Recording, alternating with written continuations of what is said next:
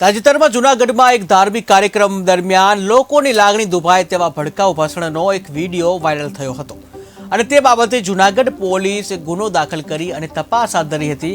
આ કાર્યક્રમમાં મુંબઈના રહેવાસી એવા મૌલાના સલમાન હજરી દ્વારા નશા મુક્તિ વ્યસન મુક્તિ સિવાય અન્ય ભડકાઉ ભાષણ પણ કર્યું હોવાનો એક વિડીયો વાયરલ થયો હતો।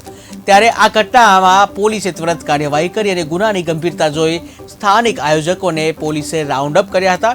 અને આજે આ કાર્યક્રમ દરમિયાન જે મુંબઈથી મહારાષ્ટ્ર આવેલા મૌલાના મૌલવી સલમાન હજરી સામે પણ પોલીસ ગુનો નોંધીને તપાસ જે હાથ ધરી હતી અને આજ જૂનાગઢ પોલીસની તપાસ ટીમ તથા એટીએસની જે ટીમ દ્વારા તેમને મુંબઈથી પકડી જૂનાગઢ લાવવામાં આવતા પોલીસ ગ્રાઉન્ડમાં મોટી સંખ્યામાં પોલીસ બંદોબસ્ત ગોઠવી દેવામાં આવ્યો હતો। ત્યારે હાલમાં કોઈ અનિચ્છનીય ઘટના ન બને તે માટે જે પોલીસનો ચુસ્ત બંદોબસ્ત શહેરમાં ગોઠવી દેવામાં આવ્યો છે।